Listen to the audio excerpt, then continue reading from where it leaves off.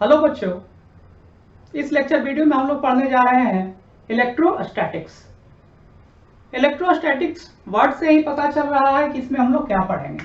ये दो वर्ड से मिलकर बना हुआ है, फर्स्ट इलेक्ट्रो और सेकेंड स्टैटिक्स।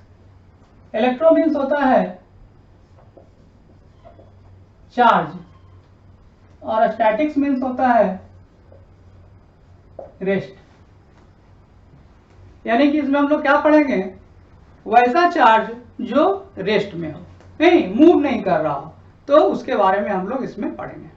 ठीक है, तो इसको हम लोग सिंपली डिफाइन कर सकते हैं। क्या डिफाइन कर सकते हैं, देख सकते हो। It is a branch of physics in which we study about the phenomena of static charge. यानी कि वैसा चार्ज जो रेस्ट में हो, उसके कारण क्या क्या घटनाएं घटती है, उसके बारे में यहाँ हम लोग पढ़ेंगे। ठीक है, तो सबसे पहले हम लोग को चार्ज के बारे में जानना होगा कि आखिर चार्ज होता क्या है। नहीं तो चलो देखते हैं कि चार्ज होता क्या है।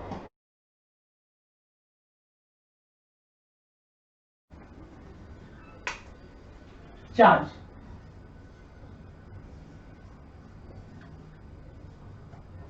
डिनोटेड बाय कैपिटल क्यू और स्मॉल क्यू। तो चार्ज को जानने से पहले तो ये जान लो कि ये पूरा यूनिवर्स किससे बना है।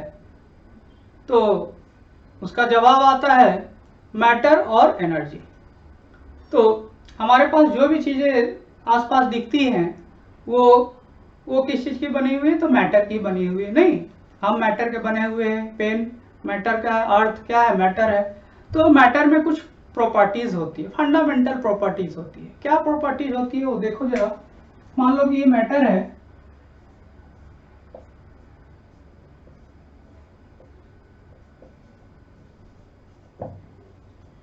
तो इसमें एक फंडामेंटल प्रॉपर्टी है मास। इसमें मास है, अर्थ में मास है। तो इस मास के कारण इसके चारों तरफ एक फील्ड क्रिएट होता है, जो कि आप लोगों ने पढ़ा होगा 11th में कि कौन सा फील्ड होता है वो, तो ग्रेविटेशनल फील्ड। ठीक है, अर्थ है, अर्थ के चारों ओर कोई भी वस्तु है वो उसकी ओर क्या करता है, अपनी ओर क्या करता है, अट्रैक्ट करता है। तो अट्रैक्ट क्यों करता है, क्योंकि अर्थ के चारों तरफ एक फील्ड है। और वो कौन सा फील्ड है, तो ग्रेविटेशनल फील्ड। और ये ग्रेविटेशनल फील्ड किसके कारण होता है, तो मास के कारण। मास क्या क्रिएट करता है,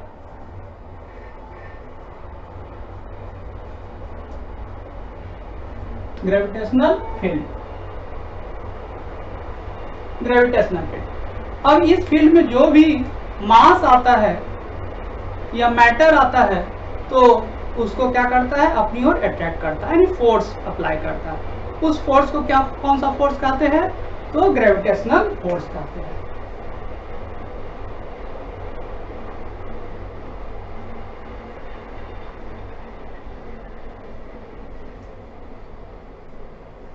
यानी कि मैटर का प्रॉपर्टी क्या है, मास। और मास के कारण क्या, कौन सा फील्ड क्रिएट होता है, तो ग्रेविटेशनल फील्ड। और ग्रेविटेशनल फील्ड में कोई दूसरा मास आ जाए तो उस पर फोर्स अप्लाई होता है। और कौन सा फोर्स अप्लाई होता है, तो ग्रेविटेशनल फोर्स। ठीक है, ये तो क्लियर है। अब एक दूसरा प्रॉपर्टी है मैटर का, और वो कौन सा प्रॉपर्टी है, तो चार्ज। देखो, कोई भी मैटर किस चीज का बना है ये तो पता ही है। किस चीज का बना है, तो एटम का। और एटम के अंदर कुछ एलिमेंट्री पार्टिकल पाए जाते हैं, जैसे क्या, इलेक्ट्रॉन, प्रोटॉन, न्यूट्रॉन। ठीक है, तो इन्हीं पार्टिकल पर क्या होता है, तो चार्ज मौजूद होता है। तो इससे तो पता चल गया, कोई भी मैटर अगर तुम ले लो, नहीं कोई भी मैटर ले लो, उसके अंदर क्या होगा, एलिमेंट्री पार्टिकल होगा। क्या, एलिमेंट्री पार्टिकल होगा, प्रोटॉन होगा, इलेक्ट्रॉन होगा, और उस पर क्या होता है, चार्ज होता है। यानी कि मैटर है तो उसके साथ चार्ज रहेगा। ठीक है, चलो, तो चार्ज रहेगा, तो चार्ज भी मास की तरह फील्ड क्रिएट करता है, यानी कि जहां भी चार्ज आ जाए तो उसके चारों तरफ एक फील्ड आएगा, और उस फील्ड को क्या कहेंगे,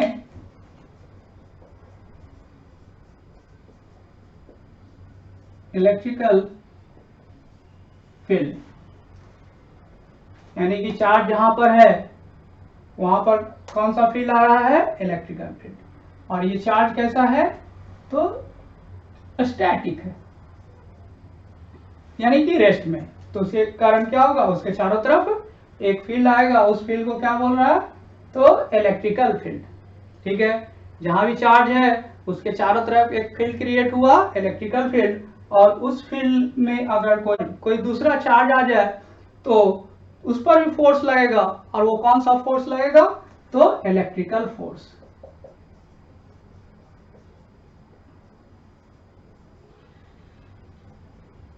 देखो सिमिलर है, gravitational field, gravitational force, electrical field, electrical force. ठीक है, चलो ये तो हो गया।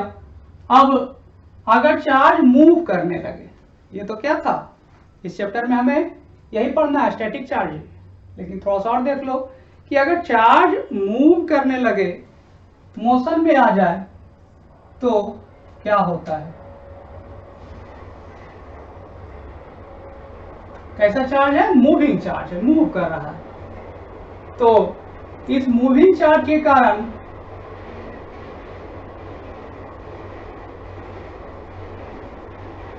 मैग्नेटिक फील्ड प्रोड्यूस होगा। ठीक है, जहां भी चार्ज मूव करने लगे तो उसके कारण क्या होगा, मैग्नेटिक फील्ड प्रोड्यूस होगा। तुम इसको प्रैक्टिकल लाइफ में समझ सकते हो। मान लो कि कोई वायर है, वायर में करंट फ्लो कर रहा है, करंट फ्लो कर रहा है, इसका मतलब क्या हुआ कि इसमें इलेक्ट्रॉन फ्लो कर रहे हैं। इलेक्ट्रॉन क्या है, चार्ज पार्टिकल है, यानी कि चार्ज क्या है, मूविंग है। तो चार्ज मूविंग है, इसके करीब अगर तुम कोई कंपास लाओ, कंपास का नीडल यहाँ पे क्या होगा, डिफ्लेक्ट कर जाएगा, डिफ्लेक्ट कर जाएगा। इससे क्या पता चला कि यहाँ पर चार्ज जब मूव कर रहा था तो मूव करने के कारण कौन सा फील्ड क्रिएट किया है, मैग्नेटिक फील्ड क्रिएट किया है, जिसके कारण कंपास का, मैग्नेट का नीडल क्या हो गया, डिफ्लेक्ट हो गया। तो इससे पता चल रहा है कि चार्ज जब मूविंग रहता है तो उसके कारण उसके चारों ओर मैग्नेटिक फील्ड प्रोड्यूस होता है। और इसके कारण तुम देख सकते हो मैग्नेटिक मटेरियल पे फोर्स अप्लाई हो रहा है। तो उस फोर्स को हम लोग क्या बोलेंगे, मैग्नेटिक फोर्स। ये तीन फोर्सेस है जो फंडामेंटल फोर्सेस है। तो आइए चलते हैं हम लोग कि चार्ज को अब हम लोग डिफाइन कर सकते हैं। कैसे डिफाइन कर सकते हैं, आप देख सकते हो चार्ज किसका प्रॉपर्टी है, तो मैटर का प्रॉपर्टी है। चार्ज के कारण क्या प्रोड्यूस होता है, तो electrical field, magnetic field. Static charge है तो इलेक्ट्रिकल फील्ड, मूविंग चार्ज है तो मैग्नेटिक फील्ड। इस तरह से आप डिफाइन कर सकते हो चार्ज क्या है। तो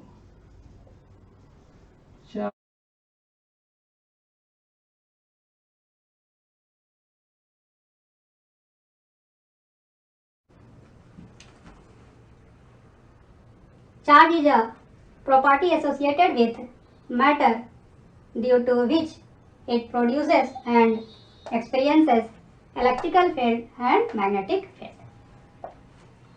ठीक है, तो इस तरह से चार्ज को हम लोग डिफाइन कर सकते हैं। अब हम लोग देखेंगे कि चार्ज कितने टाइप के होते हैं।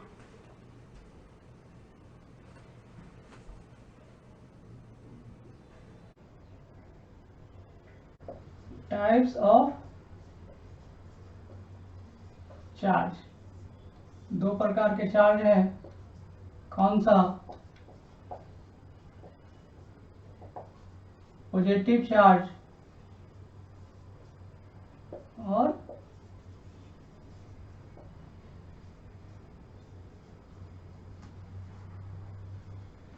Negative charge.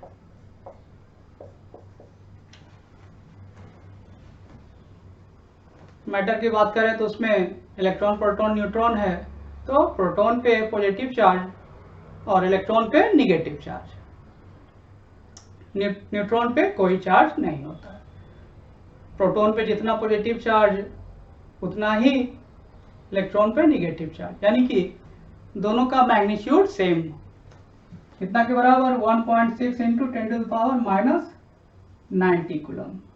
ये वैल्यू इसमें पॉजिटिव में नहीं, इसमें तो प्रोटॉन पे, और उतना ही वैल्यू नेगेटिव में किसमें? तो इलेक्ट्रॉन पे। ठीक है, ये तो चलो चार्ज दो प्रकार के हैं, ये पता चल गया। अब हम लोग देखते हैं कि किसी भी ऑब्जेक्ट में चार्ज आखिर आता है कैसे। यानी कि अभी तो बोला कि प्रत्येक मैटर पे चार्ज है, लेकिन कोई शो करता है और कोई शो नहीं करता है। नहीं, जैसे इस पेन को देख लो तो ये पेन अभी चार्ज शो नहीं कर रहा है, यानी कि इसको किसी चीज के करीब लाते हो तो ये किसी चीज को अट्रैक्ट ना करता है ना रिपेल करता है, यानी कि कोई फोर्स अप्लाई नहीं कर रहा है। तो हम बोल सकते हैं इस पे चार्ज नहीं है, लेकिन ऐसा नहीं है, इसके अंदर चार्ज मौजूद है।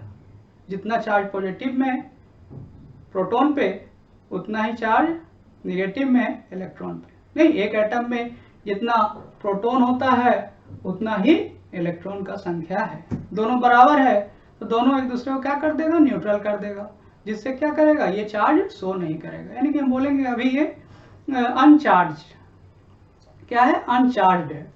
तो इसको चार्ज कैसे करते हैं? तो चार्ज किसी भी ऑब्जेक्ट को चार्ज करने के लिए प्रोसेस है, पहला फ्रिक्शन,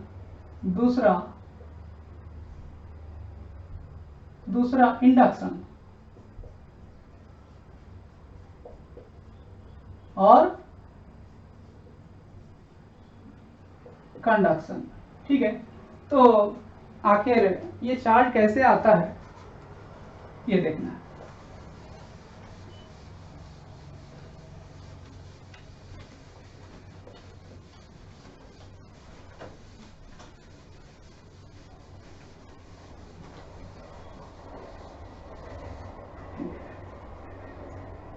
जैसे डेली लाइफ में हम लोग देखते हैं कि किसी कंघी से जब बाल पे रब करते हैं और कागज के छोटे छोटे टुकड़े को उसके पास लाते हैं तो उसको अट्रैक्ट कर लेता है, कागज के टुकड़े को अट्रैक्ट कर लेता है। तो हम बोलते हैं कि उस कंघी में चार्ज आ गया। तो चार्ज कैसे आया होगा? चार्ज कैसे आया होगा?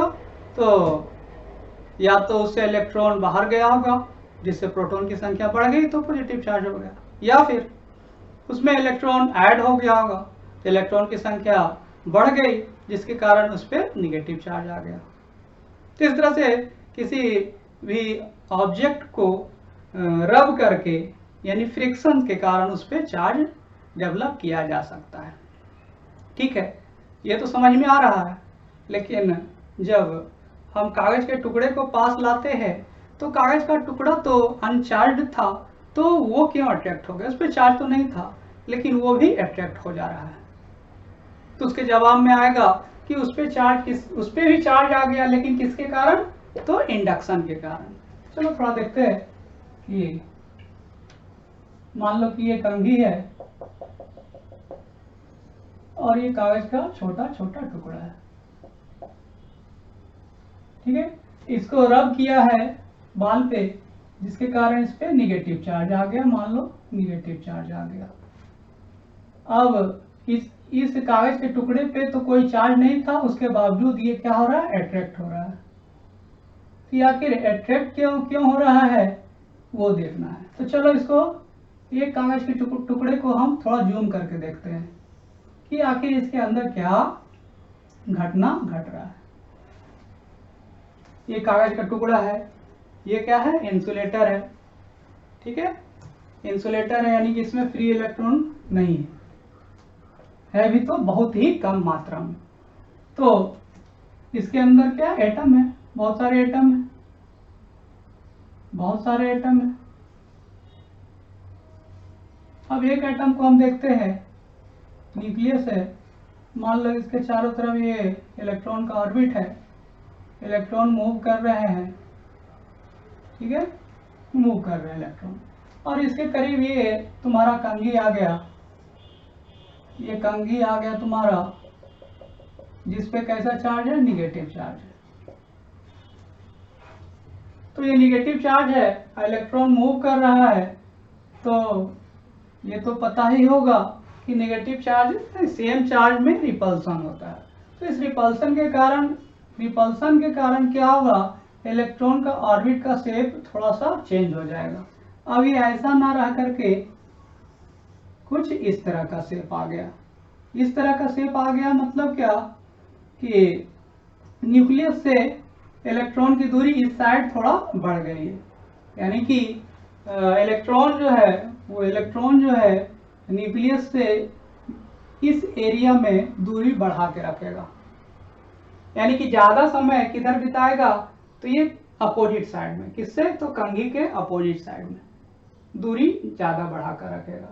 इससे क्या होगा कि एक एटम में डायपोल क्रिएट हो जाएगा, यानी कि मान लो कि ये एटम है, तो इसके एक साइड पे पॉजिटिव चार्ज, यहाँ पॉजिटिव चार्ज, इलेक्ट्रॉन इधर ज्यादा रह रहा है, जिसके कारण क्या आ रहा है, यहाँ निगेटिव चार्ज आ रहा है। यानी कि प्रत्येक एटम पे डायपोल आ जा रहा है। डायपोल के कारण पॉजिटिव और निगेटिव, पॉजिटिव और निगेटिव, पॉजिटिव और निगेटिव, इस तरह से ये आ रहा है। तो ऐसा होने से क्या होता है जरा देख लो, एक साइड पॉजिटिव और दूसरे साइड निगेटिव, पॉजिटिव। अब देखो यहां पे कुछ दिख रहा है कि ये पॉजिटिव निगेटिव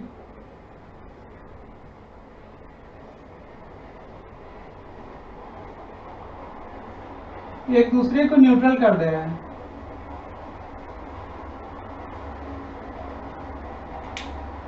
ये तो न्यूट्रल हो गए, लेकिन अब ये इस एरिया में और इस एरिया में कुछ दिख रहा है। क्या दिख रहा है, इस एरिया में पॉजिटिव चार्ज दिख रहा है और इस एरिया में निगेटिव चार्ज दिख रहा है।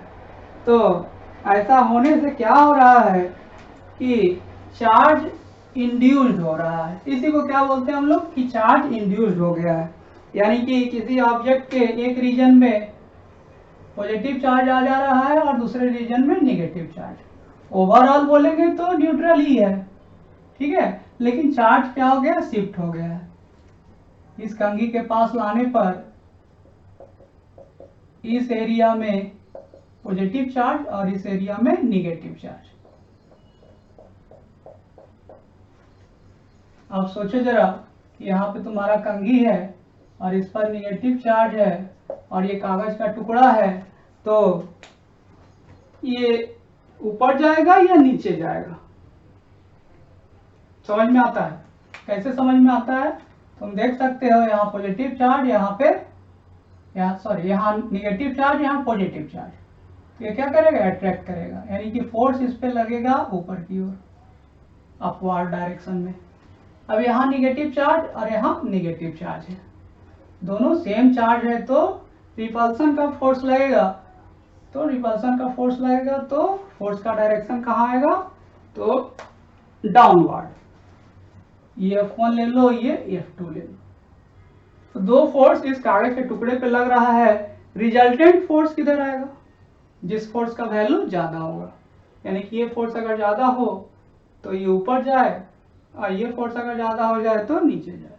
नहीं तो कौन सा फोर्स ज्यादा है, ये F1 या F2? नहीं, तुम आगे पढ़ोगे अभी कूलम्स लॉ में क्या मिलेगा तुमको, ये फोर्स जो है वो डायरेक्टली प्रोपोर्शनल टू 1/r², यानी कि डिस्टेंस के स्क्वायर के इनवर्सली प्रोपोर्शनल होता है फोर्स। तो तुम देख सकते हो डिस्टेंस कौन सा ज्यादा है, यहाँ डिस्टेंस ज्यादा है या यहाँ से यहाँ तक का डिस्टेंस ज्यादा है।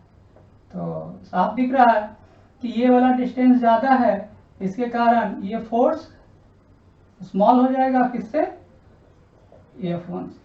तो ऊपर का ये फोर्स ज्यादा दिख रहा है नीचे वाले फोर्स से, तो रिजल्टेंट फोर्स अपवर्ड डायरेक्शन में लगेगा, इसके कारण ये कागज का टुकड़ा ऊपर की ओर अट्रैक्ट हो जाएगा। तो इस तरह से दिख रहा है कि कागज का टुकड़ा पहले से तो चार्ज नहीं था, लेकिन उसके पास अगर कोई चार्ज बॉडी लाया जा रहा है तो उस पर चार्ज आ जा रहा है। किसके कारण? तो कंडक्शन के कारण, इंडक्शन के कारण चार्ज उस पर डेवलप हो जा रहा है। ठीक है।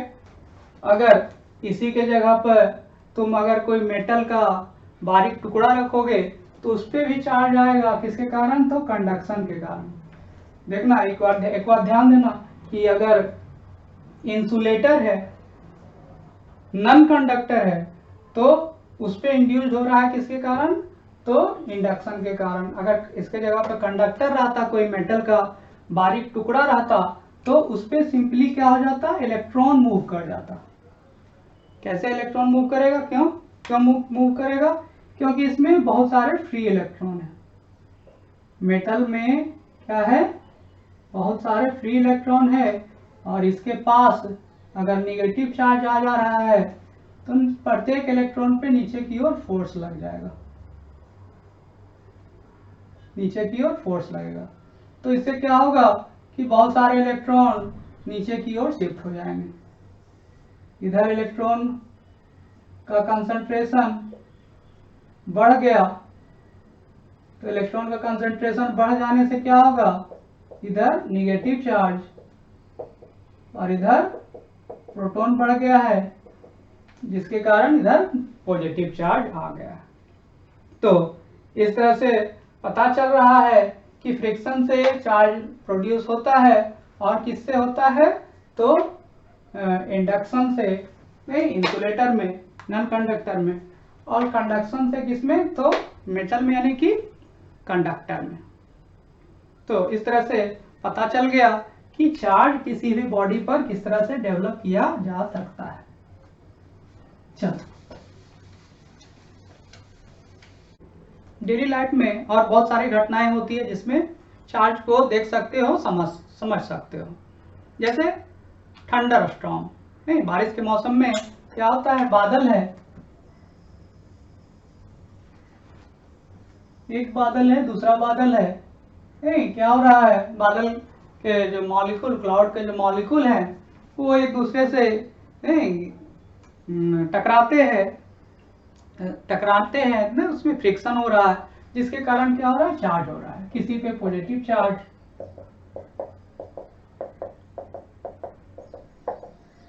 किसी क्लाउड पे नेगेटिव चार्ज, ये क्रिएट हो रहा है। अब ये चार्ज का अमाउंट इतना ज्यादा हो गया कि ब्रेक डाउन हो गया। तो ब्रेक डाउन होने से क्या हो रहा है कि चार्ज जम करके एक से दूसरे में आ जाएगा, यानी कि तुम्हारा वो थंडर स्टॉर्म दिखता है जिसमें स्पार्क, और जिसको लाइटनिंग बोलते हो, और साउंड भी क्रिएट होता है। यही घटना ग्राउंड पे भी होता है। जहाँ पे मान लो कि ये क्लाउड है, तो इसके करीब का जो ग्राउंड है वहां पे चार्ज इंड्यूस्ड हो जाएगा। कैसे इंड्यूस्ड होगा? तो तुम अभी देखा था कागज पे कैसे इंड्यूस्ड हुआ था, नहीं? तो उसी तरह से ग्राउंड पे भी इंड्यूस्ड हो जाएगा। ये करीब में निगेटिव चार्ज, ये ग्राउंड जहाँ पे पॉजिटिव चार्ज है क्लाउड का, वहां पे निगेटिव चार्ज, और दूरी पे पॉजिटिव चार्ज। अब ये चार्ज का अमाउंट अगर बढ़ गया तो ब्रेक डाउन हो गया, जिसके कारण चार्ज एयर पे जंप करके जाएगा और लाइटनिंग दिखेगा और साउंड भी आएगा। और बहुत सारी घटनाएं हैं, जैसे तुम किसी ट्रेन या बस के सीट से उठकर नीचे आते हो तो उसका दरवाज़ा छूते हो, या घर से निकलते हो, किसी प्लास्टिक के चेयर पे बैठे हो, उससे उठकर बाहर जाते हो, और तुम्हारा गेट है किसी मेटल का, लोहे का, उसको छूते हो तो तुमको करंट लगता है। ऐसा क्यों हुआ? जब सीट पर बैठे हो तो उठने के टाइम फ्रिक्शन के कारण तुम्हारे बॉडी पे चार्ज आ गया है, और जब तुम मेटल को छूते हो तो वो चार्ज फ्लो करके ग्राउंड में जा रहा है, इसके थ्रू, तो उस मेटल के या लोहे के दरवाजे के थ्रू, जिसके कारण करंट चार्ज फ्लो हो गया, यानी कि वहां पे करंट आ गया, जिसके कारण तुमको हल्का सा शॉक लगता है और स्पार्क भी दिखता है। ठीक है, यही घटना किसके साथ होता है, जब तुम किसी नायलॉन का शर्ट खोलते हो तो उस टाइम भी स्पार्क चिड़चिड़ाने का आवाज आता है, नहीं? तो ये सारा किसके कारण हो रहा है, तो किसी बॉडी के फ्रिक्शन के कारण, चार्ज होने के कारण नहीं, या फिर चार्ज के ट्रांसफर होने से वो स्पार्क या लाइट चिड़चिड़ाहट जिसको बोलते हैं कि, तो इस तरह से तुम चार्ज को देख रहे हो। चार्ज दो टाइप के होते हैं, ये सबसे पहले किसने बताया, तो एक नाम आता है, अमेरिकन साइंटिस्ट है बेंजामिन फ्रैंकलिन।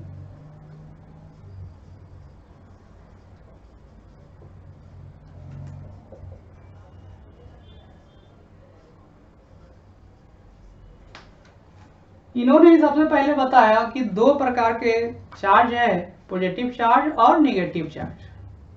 ठीक है, इन्होंने पॉजिटिव और निगेटिव ही नाम क्यों दिया, कुछ भी नाम दे सकते थे, एक्स वाई कुछ भी नाम दे सकते थे, तो आखिर पॉजिटिव निगेटिव ही क्यों दिया, ये भी जानना है। तो ये जानने के लिए कि हाँ ये पॉजिटिव चार्ज निगेटिव चार्ज दो प्रकार के हैं, उन्होंने एक एक्सपेरिमेंट किया और उस एक्सपेरिमेंट के आधार पर ही बताया कि दो प्रकार के चार्ज है। तो वो एक्सपेरिमेंट हम लोग को जानना है। तो एक्सपेरिमेंट के लिए उन्होंने कुछ रॉड लिए, इस तरह का रॉड, ग्लास का और प्लास्टिक का, उसको चार्ज किया, अलग अलग चार्ज किया। कैसे चार्ज किया, तो फ्रिक्शन से। फ्रिक्शन किसके साथ, तो उन्होंने लिया सिल्क, रेशम, सिल्क के साथ उसको रब किया, रब करने के बाद वो चार्ज किया, चार्ज करने के बाद उसको क्या किया, इस तरह से हैंग किया। मान लो कि पहले उन्होंने ग्लास का लिया, ग्लास का रॉड को इस तरह से रब किया और पतले धागे से इस तरह से हैंग करा दिया,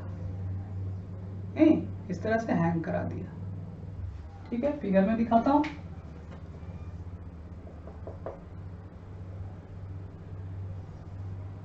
ये ग्लास का रॉड है,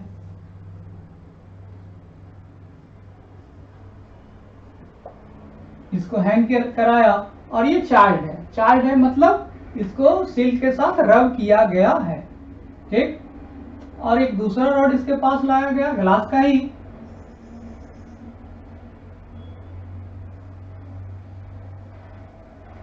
और ये भी सिल्क के साथ रब किया गया है।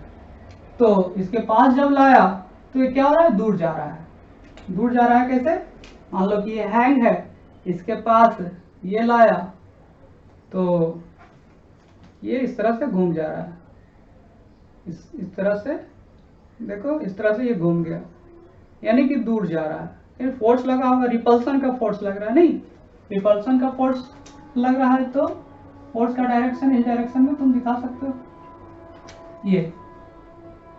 ठीक है, यही एक्सपेरिमेंट प्लास्टिक के रॉड के साथ किया।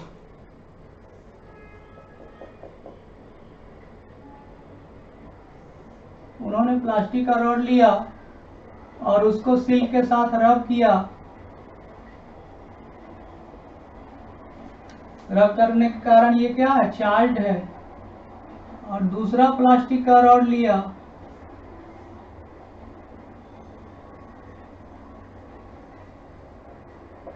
इसको भी सिल्क के साथ रब किया गया है, इसके करीब जब लाया तो ये भी क्या हो रहा है, दूर जा रहा है, यानी कि यहाँ पे रिपल्सन का फोर्स लग रहा है।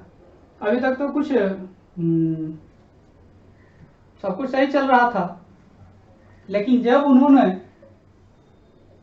एक ग्लास का और दूसरा प्लास्टिक का लिया तो क्या हुआ, ये मान लो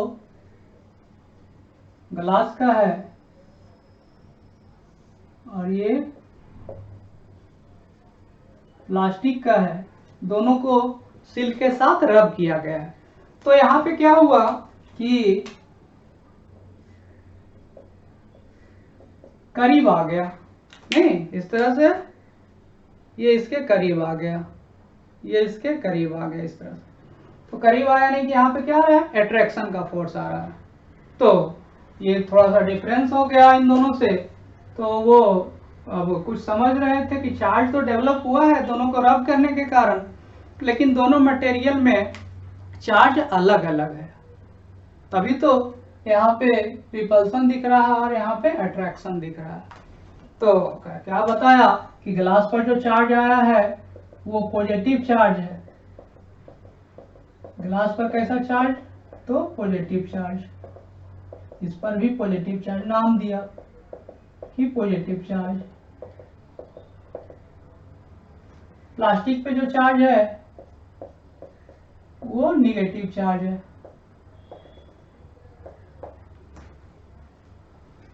यहाँ पॉजिटिव और यहाँ निगेटिव। तो इस तरह से सेम चार्ज है तो रिपल्सन, अपोजिट चार्ज है तो अट्रैक्शन हो रहा है। ठीक, दो तरह का चार्ज उन्होंने बता दिया।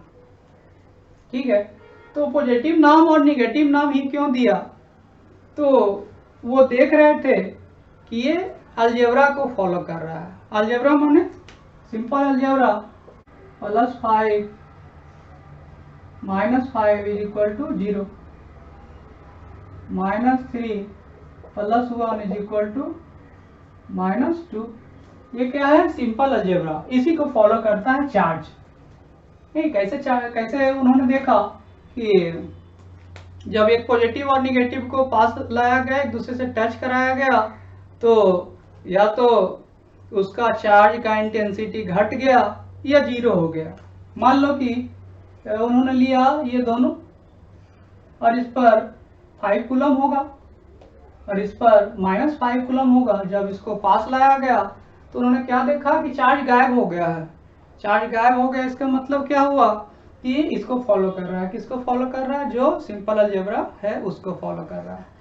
या चार्ज का इंटेंसिटी घट गया, निगेटिव वाला ज़्यादा था और मान लो कि -3 कूलम है और ये प्लस में 1 कूलम है, तो चार्ज कितना बचा है, तो -2 कूलम। तो इस तरह से उन्होंने देखा कि ये सिंपल अलजेब्रा को फॉलो कर रहा है, तो नाम तो देना होगा पॉजिटिव चार्ज और नेगेटिव चार्ज। ठीक है, तो इस तरह से हम लोग देख रहे हैं कि बेंजामिन फ्रैंकलिन ने अपने एक्सपेरिमेंट से 2 प्रकार के चार्ज है ऐसा बताया, पॉजिटिव चार्ज और नेगेटिव चार्ज। चलो इसको नोट कर लो। जानना है unit of charge, units of charge. तो सबसे पहले SI unit, SI unit charge का एसआई में क्या यूनिट होता है, कूलम डिनोटेड बाय सी। दूसरा सीजीएस, तो सीजीएस में चार्ज का कोई यूनिट होता नहीं है, तो इसके लिए इसको एक और यूनिट के साथ कंबाइंड किया गया है और वो यूनिट क्या है, ESU, इलेक्ट्रोस्टैटिक यूनिट। और एक नया यूनिट बनाया गया एंड ESU, इलेक्ट्रोस्टैटिक यूनिट। और इसमें चार्ज का क्या यूनिट होता है, तो स्टैट कूलम, स्टैट कूलम, इसको शॉर्ट में लिखते हैं स्टैट सी। या इसके स्थान पर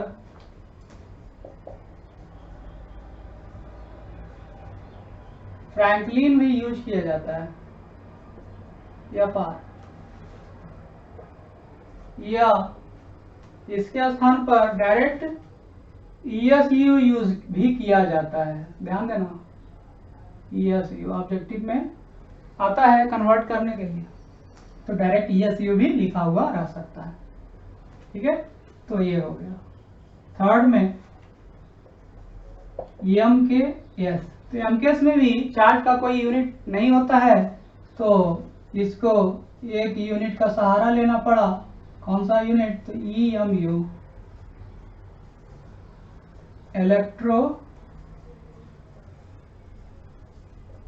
मैग्नेटिक यूनिट। और इसमें चार्ज का यूनिट होता है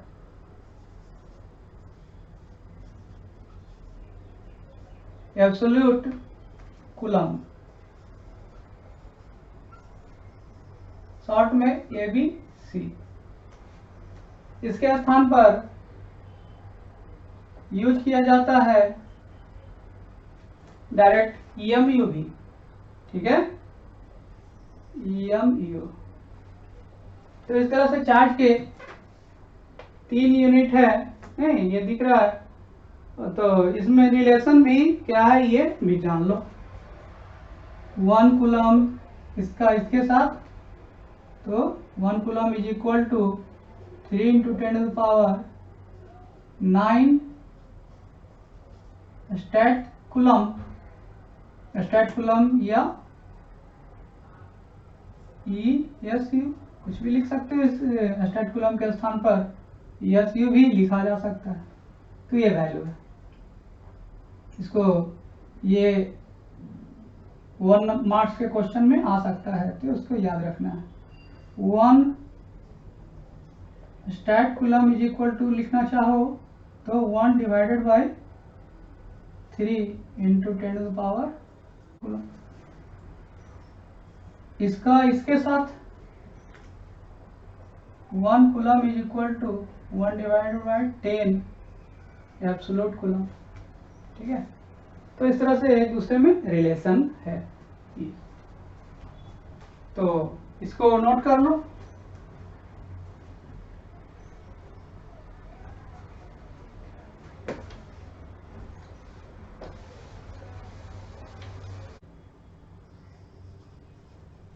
चार्ज ऑन एन इलेक्ट्रॉन, एक इलेक्ट्रॉन पे कितना चार्ज है? तो निगेटिव में 1.6 × 10⁻⁻90 coulomb.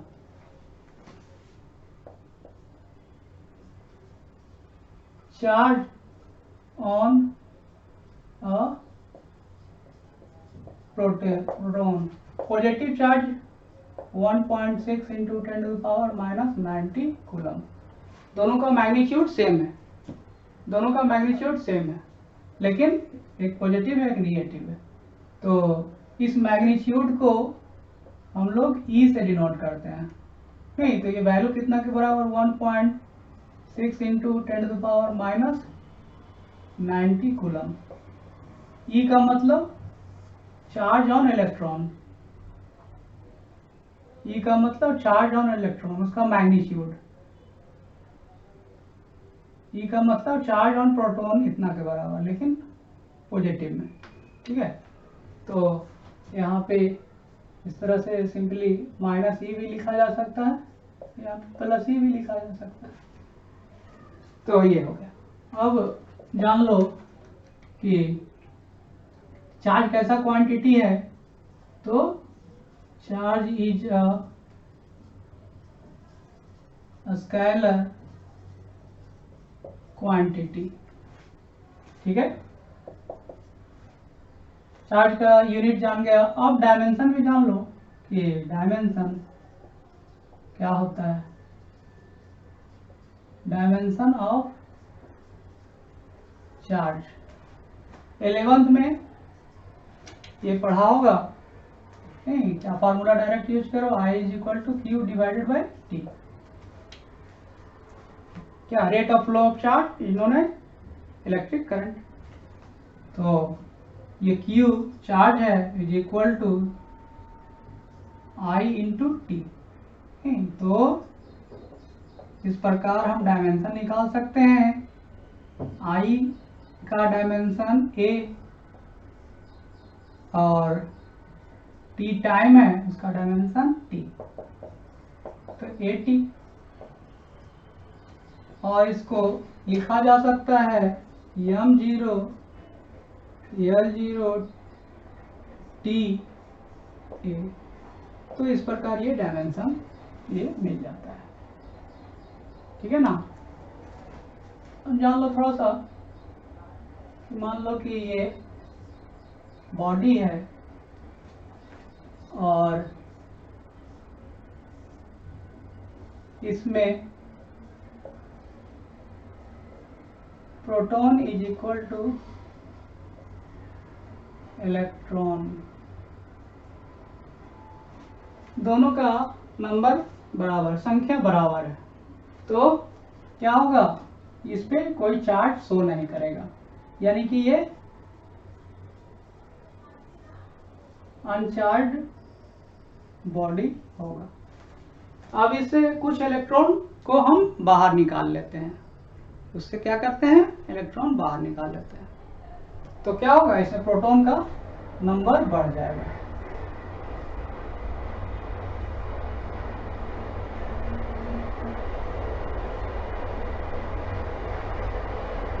Protons is greater than electrons, तो प्रोटॉन का नंबर बढ़ गया, इससे कुछ इलेक्ट्रॉन क्या हुआ है, बाहर निकल गया है, कुछ इलेक्ट्रॉन बाहर निकल गया है, तो इस पे क्या हो गया, प्रोटॉन का नंबर बढ़ गया। प्रोटॉन का नंबर बढ़ गया, इसमें पॉजिटिव चार्ज है, तो इस बॉडी पे कैसा चार्ज आ जाएगा, तो positive charge.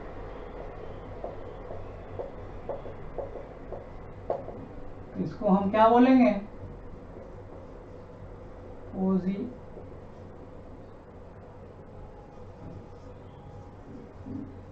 Charge body, positively charge body. इसी प्रकार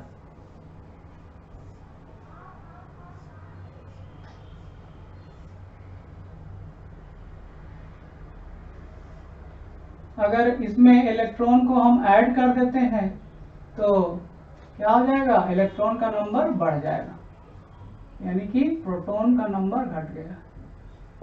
protons is less than electrons, तो इस पे कैसा चार्ज आ गया, नेगेटिव चार्ज, तो इसको क्या बोल दोगे, नेगेटिवली चार्ज बॉडी। तो इस प्रकार तुम इसे नोट कर सकते हो